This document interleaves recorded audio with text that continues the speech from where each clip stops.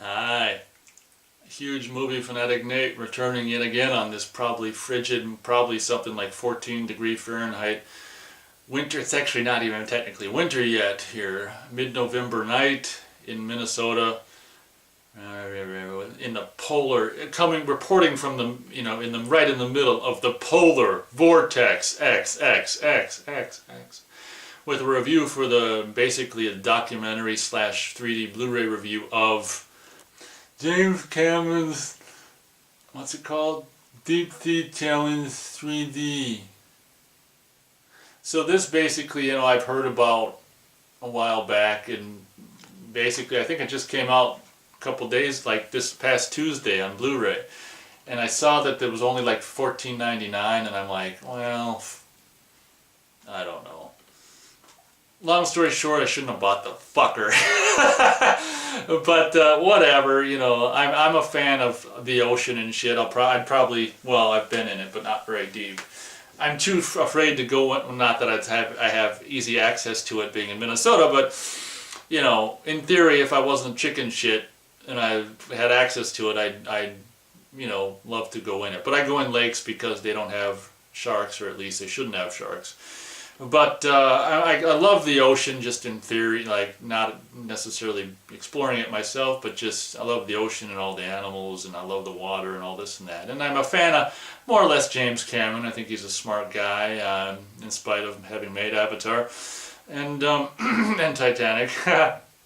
And I'm like $15 3D. Why not? It's like 90 minutes. I'm curious because I know he did this. I guess it's a matter of opinion, obviously, but in my opinion, shit, he went down to the Titanic however many times, and it seems like he's wasted so much money and time and shit on this diving shit, but whatever gets his rocks off. And it's just like, I hope after doing this, which he supposedly, now I'm a kind of a skeptic, I don't necessarily even buy it that he did it, but supposedly he went to obviously this whole documentary is about going to the deepest part of the where is it called? Trench. Yeah, well, just say, I don't know if I'm saying it right, Mariana Trench, which is the deepest part, so they say, on the planet, which is like 7 miles down or whatever, is where they dropped Megalon, I think, at the end of Transformers, into the Mariana Trench, which I believe, does it say it on here? Like I say, I don't think it says 7 miles down. Oh, it says nearly 7 miles beneath the ocean surface. So this is a review of the documentary and the 3D Blu-ray. So, because isn't this... Sorry, I'll look at it one more time. Yeah, James Cameron's one of the executive producers. This thing's really pansy for like being executive produced partly by James Cameron.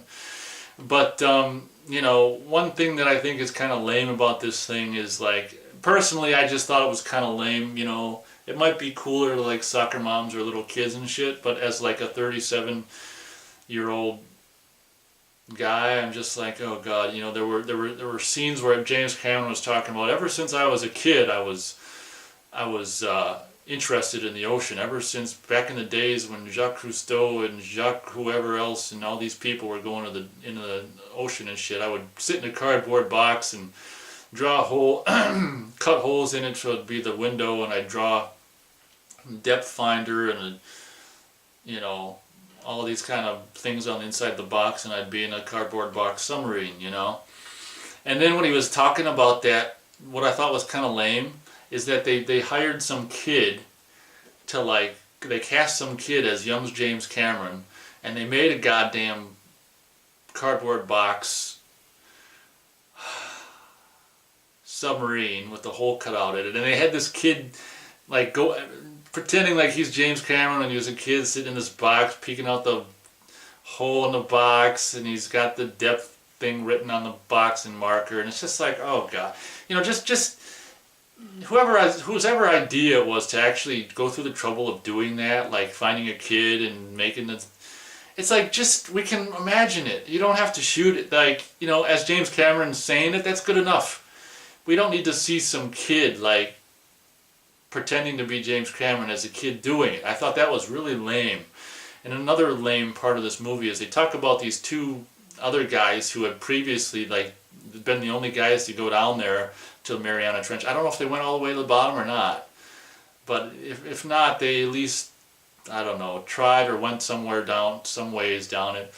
And they did. Then they recreated that. They cast a couple guys, and they made the recreation of the interior. That's, and not only interior but exterior, and they showed the thing going down in visual effects. And it's just like, I think that's stupid, because like if you were like a kid watching this, like you would accept these shots of these the recreation of these two guys doing this and the visual effects of the exterior of the craft they used at the time as just being reality, like they filmed that, you know. And it's just like they don't say anything on the screen like recreation or anything.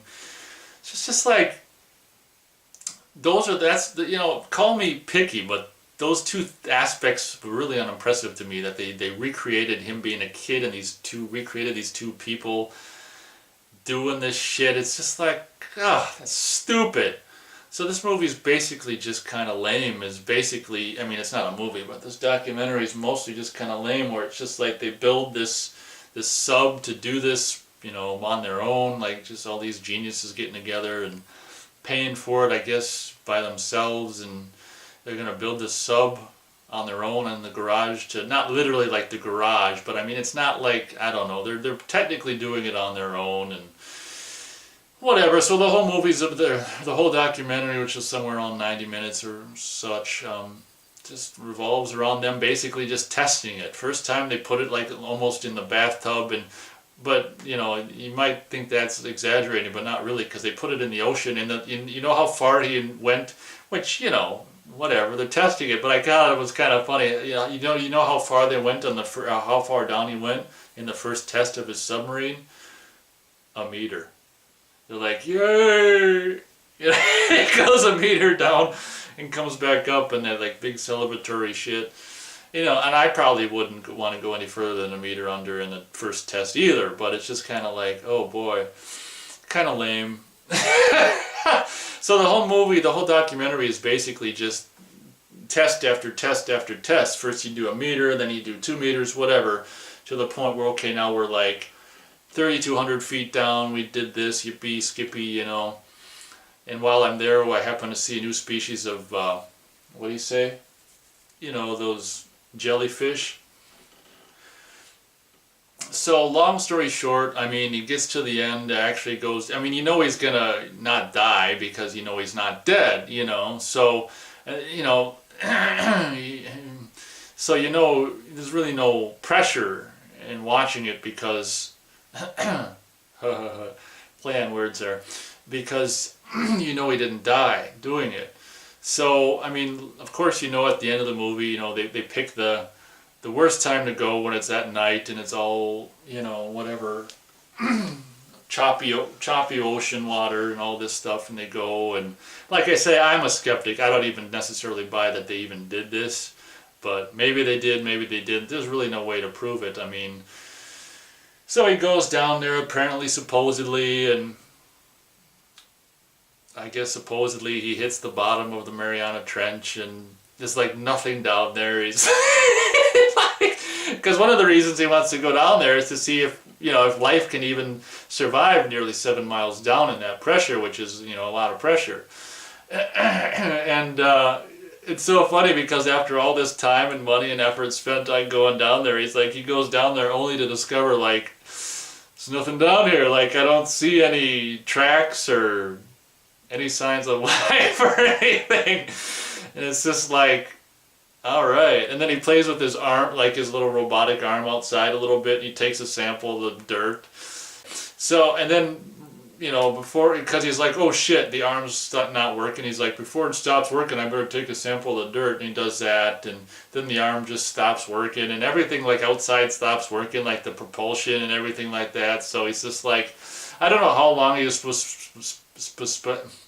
supposedly sat on the bottom of the Mariana Trench, probably like 20 minutes or something. All just looking at basically just, you know, ocean floor, which is no different than, you know, 10 feet down. It's just like, I mean, I suppose it is, but I mean, really, you know. So it was kind of funny that after all this build-up and everything, like the the huge payoff is just him sitting looking at dirt for a few minutes, and then he drops the weights and goes up. So, and you get kind of sick of him saying the same thing. He says it 3 or 4 times in the movie, like before he goes on each test he does, sub-test. He's like, see you in the sunshine, and then later on, see you in the sunshine, see you in the sunshine. You know, every time he goes, it must be his like good luck phrase or whatever. And it's at least 3 times, maybe 4, probably just 3, that he'll say every time before a test of the submarine. So I regret getting it, but $15 doesn't break the bank, whatever. The 3D aspect is, you know, I guess it was mostly okay. There wasn't a lot of ghosting or anything. This particular release, the 3D comes with 3D Blu-ray and a DVD. Your 3D Blu-ray is going to automatically, if you're playing it on a 3D TV, it's automatically going to just play 3D. I don't think there's a selector to select 2D, but I can confirm that on my TV anyway, you just simply on the TV turn 3D off and you can watch the Blu-ray in 2D that way. But I don't think on the menu or anything there's a way to select 2D on the Blu-ray. So the 3D is it's not the greatest, not the worst. There's stuff, that sticks out or whatever, but it's just kind of almost like, why is this even in 3D? Because it's just, I don't know, I think as the years go on, I think 3D for me is like losing its like, I don't really care so much about 3D anymore, because it's always been what 3D has been. It's just kind of a temporary gimmick that comes and goes, and I think even less and less movies are even, really coming out in 3D. I think that the interest is kind of fading away again. So I guess that's it. I'm not going to, it's a documentary. I don't really give documentaries stars. If I did, it wouldn't be too great. I wouldn't recommend wasting your time with it. He's already done a movie like this called Ghosts of the Abyss. And I got the DVD of that, I think for $3 at Half Price Books, which this is just like basically the same damn thing over again. So I'd save your $15 personally and just not bother. It's really nothing much to it. So thank you very much for watching my review of James Cameron's Deepsea Challenge 3D, documentary / Blu-ray review. And as always, I'll catch you on the next movie review.